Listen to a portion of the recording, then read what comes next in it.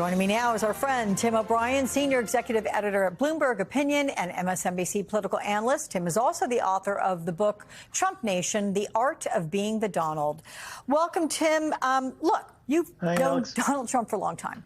Does the last few days of this campaign, does it feel more desperate to you? And if so, do you think his criminal charges are playing a role? Well, I think it's definitely more desperate, and it's measured. I think you could go from the Madison Square Garden rally last Sunday through today, and the various things that have come out of his mouth or his supporters' mouth over that stretch. You know, the sort of Fright Night episode at Madison Square Garden included bigotry, misogyny, racism. You got into this week where, you know, he raised the specter of violence around Liz Cheney. You know, he's using, you know, profane language at the podium. Last night, he simulated a sex act.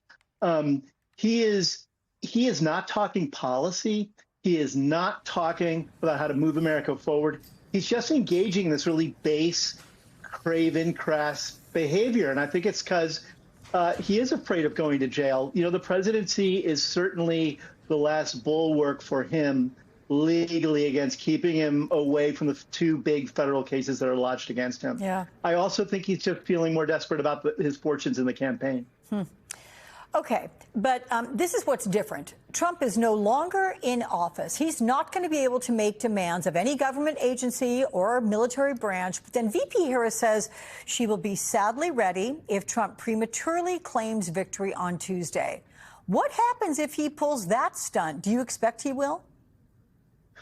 You know, I saw you shaking your head before the break, so I think we're in agreement on that. Of course he will. Yeah. And I think he will because Donald Trump's tombstone will say, "I won." You know, he's going to spend the rest of his days saying he never lost anything. I think the issue here isn't whether or not he does what we all expect him to do. It's whether our institutions and our legal system and voters and morality just stand up for what is right this time around. Because he's done it once. The court's tossed more than, 5 dozen cases he tried to file to overturn the results of the last election. We narrowly escaped, a violent siege of the Capitol. That was an effort to stop the vote tabulation.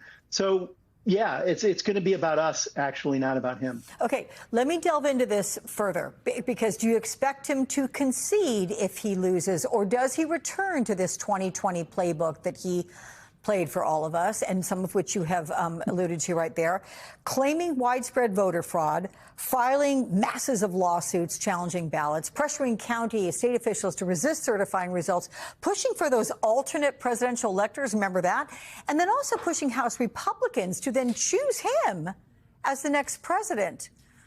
I mean, it sounds like a silly question, but how viable is this plan? It is viable if our institutions, laws, the Republican Party, and democracy don't stand stall in this moment. I'm optimistic that they will, but I think we should be on guard if they aren't. I think the other thing to add to that is violence, Alex. It's not just standard legal measures or institutional measures you might try to lay siege to. I think we can expect violence around some of the polling places, and that's also unfortunate but likely. Harry Litman, our friend, writes in the LA Times, a victory for Kamala Harris would leave Trump with no new cards to play against the juggernaut of criminal cases pending against him. So, Tim, if Trump ultimately loses, do you see a world in which President Joe Biden pardons Donald Trump to bring this country together? Do you think Trump would want or expect that? Well, I don't think actually it'll fall to Biden. It will probably fall to Harris because the cases are still being litigated. So he hasn't been convicted of anything yet. So I imagine Biden could consider issuing a preemptive pardon, but I don't think he will. The Georgia case is a state case. The president, whoever issues a pardon potentially, would have no say over that one. And then these two big existential federal cases, the classified documents case and the January 6th case, those are both in court still. So I think that's going to be a decision Kamala Harris would have to make. Okay. Tim O'Brien, look forward to seeing you again. Thank you so much.